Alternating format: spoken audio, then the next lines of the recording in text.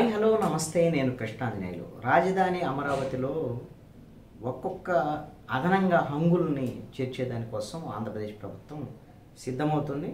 రాజధాని అమరావతిలో ఎంఎస్ఎంఈ సంబంధించినటువంటి శిక్షణా కేంద్రాన్ని 250 కోట్లతో ఏర్పాటు చేయాలని ఆంధ్రప్రదేశ్ ప్రభుత్వం నిర్ణయించింది. దీనికోసము 20 ఎకరాలను కేటాయించాలని సిఆర్డీఏకి ఆంధ్రప్రదేశ్ ప్రభుత్వం అంటే ముఖ్యమంత్రి చంద్రబాబు నాయుడు ఆదేశించారు. ఈ ఎంఎస్ఎంఈ టెక్నాలజీ సెంటర్ ఏర్పాటుకు సంబంధించి ఇందులో టెస్టింగ్ ఫెసిలిటీ కేంద్రాన్ని అందుబాటులోకి తీసుకురాబోతున్నారు. ఒకటి అమరావతిలో ఏర్పాటు చేస్తారు, రెండవది గుంటూరు జిల్లాలో ఎంఎస్ఎంఈకి సంబంధించినటువంటి టెక్ కేంద్రాన్ని కూడా ఏర్పాటు చేయాలని నిర్ణయించారు. దీనికి సంబంధించి గతంలో వైఎస్ఆర్ కాంగ్రెస్ పార్టీ హయాంలో దీన్ని కడప జిల్లా కొప్పర్తిలో ఈ ఎంఎస్ఎంఈ టెక్ కేంద్రాన్ని ఏర్పాటు చేయాలని అప్పుడు నిర్ణయించారు. అయితే ఇప్పుడు ఇది అమరావతిలో ఏర్పాటు చేస్తే మంచిది అనేటువంటి దాని మీద ఇప్పుడు ప్రభుత్వం ఈ విధంగా నిర్ణయం తీసుకున్నటువంటి పరిస్థితి ఉంది.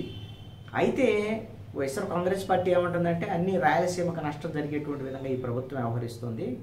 రాయలసీమకు హైకోర్టు ఇవ్వటం లేదు, కేవలం బెంచ్ అని ప్రకటన చేశారు. ఇప్పుడు అక్కడ ఉన్నటువంటి ఎంఎస్ఎంఈ టెక్ కేంద్రాన్ని కూడా కొప్పర్తి నుంచి ఇప్పుడు అమరావతికి మార్చారు అనేటువంటి విధంగా వాళ్ళు ఆరోపణ చేస్తున్నారు. ఏదేమైనప్పటికీ అమరావతిలో ఇది ఉంటే మంచిది అనేటువంటి దాని మీద వీళ్ళు ప్రభుత్వం వైపు నుంచి ఒక ఆలోచన. ఇది ఏంటంటే ఎంఎస్ఎంఈలకు సంబంధించి ప్రపంచ స్థాయి ప్రమాణాలతో విద్య నైపుణ్యాభివృద్ధికి సంబంధించినటువంటి శిక్షణ ఇక్కడ అందిస్తారు.